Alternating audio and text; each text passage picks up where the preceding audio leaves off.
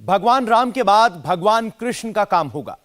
नरेंद्र मोदी इस बार मथुरा नहीं जा रहे हैं। भगवान कृष्ण का काम करने के लिए मोदी उस जगह जा रहे हैं जो सनातन वोट का सबसे शक्तिशाली मैग्नेट है, जिसका सनातन वोटर्स के प्रभाव वाली सभी 468 सीटों पर सीधा असर है। वो जगह है द्वारकाधीश की नगरी द्वारिका। और वहां ऐसा क्या हुआ है? कहा तो यह जा रहा है कि द्वारका में ऐसा कुछ हुआ है जो सनातन वोट का मीटर हाई कर देगा। रिपोर्ट गौर से देखिए। राम काज तो हो गया, अब कृष्ण की खातिर मन बेचैन है। काशी भी सजाई है, महाकाल भी सजाया है, अब कान्हा का घर सजाएंगे। मथुरा भी आएंगे, द्वारिका भी जाएंगे।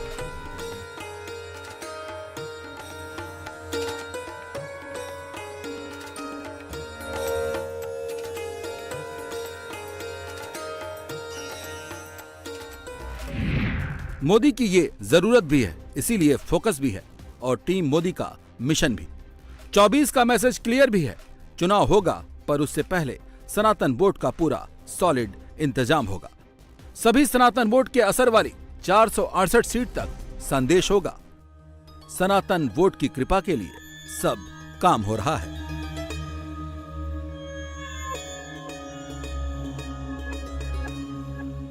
सनातन वोट का अगला बड़ा सेंटर द्वारिका में तैयार हो रहा, वैसे ही जैसे अयोध्या, काशी, उज्जैन बनकर तैयार है। द्वारका का एक जो सबसे मेन आइलैंड है बेट द्वारका, वहाँ पे अब भगवान द्वारकाधीश के दर्शन करने के लिए बोट्स की जरूरत नहीं पड़ेगी।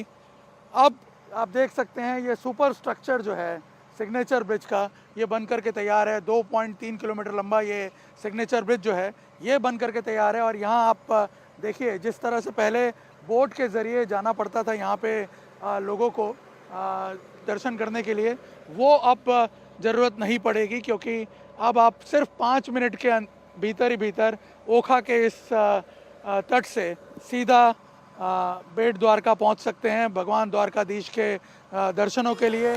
द्वारिका सनातन वोट का बहुत ही पावरफुल मैग्नेट है। जब ये दिखेगा तो देश का 80% हिंदू हृदय खुद को सीधे कनेक्ट करेगा। ऐसा कहने के पीछे एक बड़ी वजह है। याद कीजिए अक्टूबर 2022 का महीना, जब बड़े पैमाने पर बेट द्वारिका में डिमोलिशन का एक्शन हुआ। जानते हैं वजह क्या थी? द्वारकाधीश के महल के आसपास से हिंदू पलायन कर रहे थे। अचानक से, जिसे भगवान कृष्ण का घर कहा जाता है, वहां अचानक से मुसलमानों की आबादी बढ़ने लगी थी। कराची से महज 105 किलोमीटर दूर है बेट द्वारका।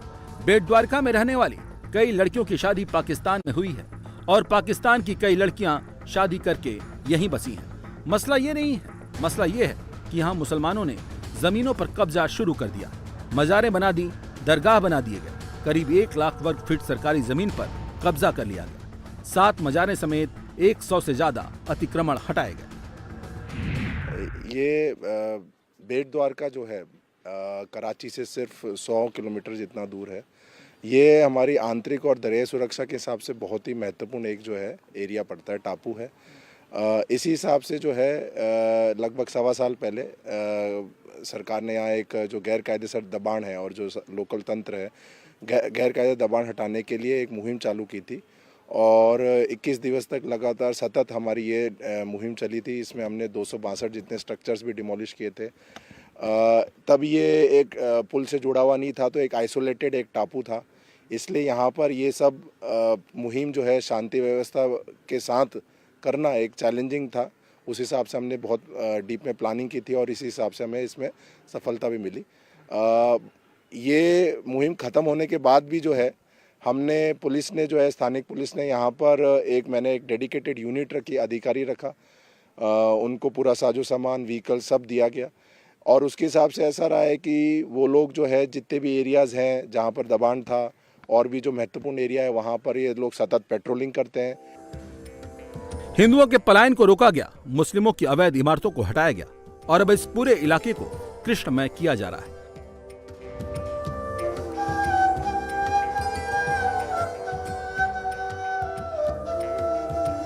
द्वारका और बेट द्वारका के 40 वर्ग किलोमीटर के पूरे इलाके को नई पहचान दी जाने वाली है और इसके पीछे पूरा विजन प्रधानमंत्री नरेंद्र मोदी का है। कैसे द्वारिका को एक बड़ा रिलीजियस टूरिज्म डेस्टिनेशन बनाना है, इसका सबसे पहला सिंपल ये है, द्वारका और बेट द्वारिका जहां कृष्ण का महल है उसको जोड़ने वाला 2.3 किलोमीटर का सिग्नेचर ब्रिज। पहले तो ये ब्रिज का प्लानिंग एक नॉर्मली ब्रिज था जो ओखा से बेट द्वारका को कनेक्ट कर रहा था। यहाँ पे जो फेरी सर्विसेज चल रही है उसकी जगह पे एक व्हीकुलर ब्रिज की रिक्वायरमेंट थी काफ़ी सालों से, तो उसके ऊपर पहले प्रोजेक्ट चला था। फिर हमारे माननीय प्रधानमंत्री श्री नरेंद्र भाई मोदी सर के विज़न से वो सिंपल ब्रिज में से काफ़ी अलग अलग ऑप्शन का डिस्कशन हुआ कि जिसमें extra dose cable stayed bridges के अलग अलग ऑप्शन डिस्कस हुए, अलग अलग हमने डिज़ाइंस बनाई और उसमें से ये डिज़ाइन जो अभी जो हमें दिख रही है कि 500 metre long main span cable stayed bridge का और 200 मीटर के साइड स्पान, तो टोटल 900 मीटर का ये केबल स्टेड ब्रिज बना है। जो भी सनातनी द्वारका आएगा, बेट द्वारका जाएगा तो उसका कृष्ण के विचारों से सीधा साक्षात्कार होगा।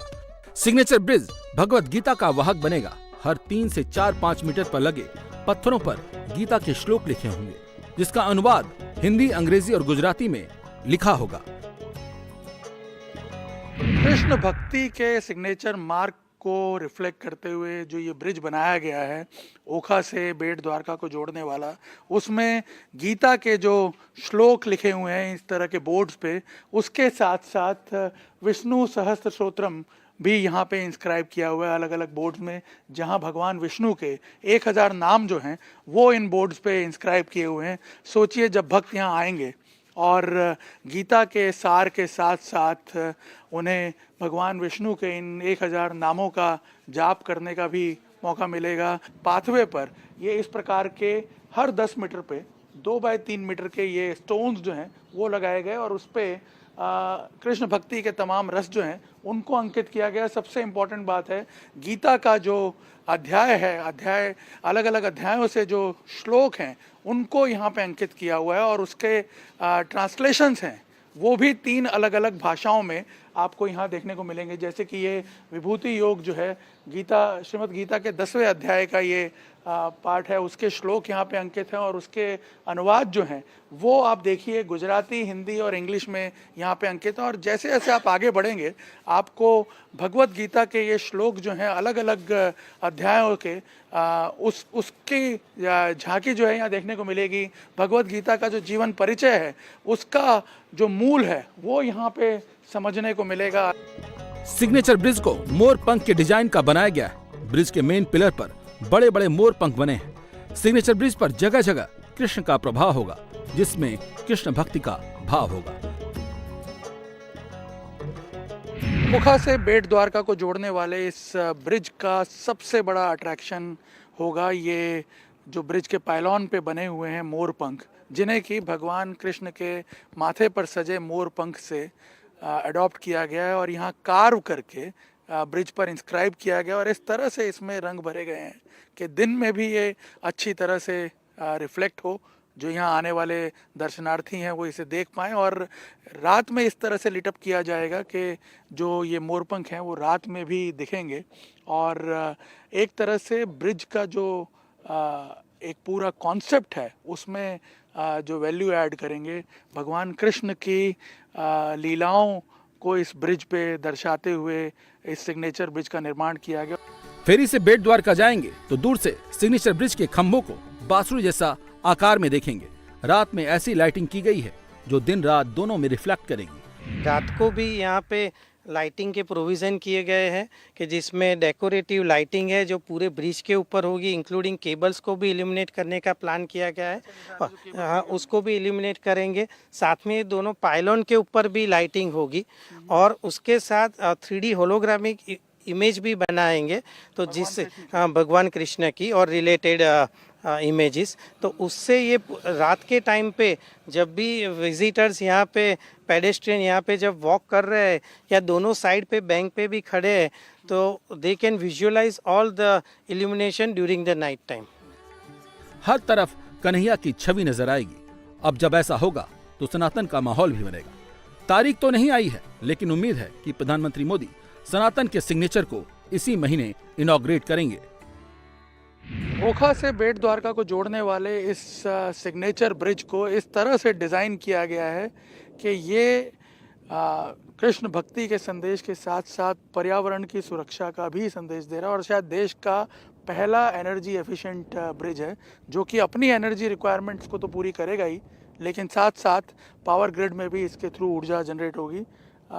ये जो ब्रिज है, इसके दोनों जो वॉकवेज बने हुए हैं, उन वॉकवेज की छत पे इस तरह से सोलर पैनल्स लगे हुए हैं जिनसे करीब 1 मेगावाट एनर्जी जो है, ऊर्जा जो है वो जनरेट होगी, जिससे इस ब्रिज की जो ये स्ट्रीट लाइट्स लगी हुई हैं या जो रात में लाइटिंग होगी उसकी रिक्वायरमेंट तो पूरी होगी, ब्रिज की एनर्जी रिक्वायरमेंट, लेकिन साथ साथ पावर ग्रिड को भी ये जो ऊर्जा है वो सप्लाई करेगा। और आपको बता दें कि सबसे बड़ी बात, इस ब्रिज का जो पूरा डिज़ाइन किया गया है और जो पूरा रूट तय किया गया है, जो पूरा इसके कंस्ट्रक्शन के लिए जो साइट का सिलेक्शन किया गया, वो भी इस प्रकार से सिलेक्ट किया गया है कि यहाँ जो मरीन इकोलॉजी है उसको भी किसी प्रकार से डिस्टर्ब ना किया जाए। आपको बता दें ये पूरा जो रीजन है ये मरीन नेशनल पार्क का रीजन है, सबसे बड़ी मरीन नेशनल पार्क है और बड़े बड़े कोरल रीफ्स यहाँ पे अंदर हैं। लेकिन उसका पूरा स्टडी करने के बाद एक ऐसा पॉइंट यहाँ पे सिलेक्ट किया गया बीच में जिसके ज़रिए इस पूरे ब्रिज का निर्माण जो है वो संभव हो पाया। द्वारिका बेट द्वारका सज रही है, विज्ञान का साथ होगा, धर्म का काम होगा, नरेंद्र मोदी का यही तो है विजन। जब ये होगा तो संपूर्ण सनातन को भी स्वाभिमान होगा। द्वारिका वो जगह है जहां द्वारकाधीश भगवान कृष्ण का दरबार सजता था। वहां से 35 किलोमीटर दूर बेट द्वारका, जहां द्वारकाधीश सुदर्शन भगवान कृष्ण का महल है। यह हैरानी वाली बात थी कि हिंदुओं का धार्मिक स्थान, लेकिन यहाँ बढ़ गए मुसलमान। लेकिन अब अवैध लोग हटा दिए गए, अतिक्रमण भी हटा दिया गया है और अब पूरे द्वारका धाम को बदलने की तैयारी है।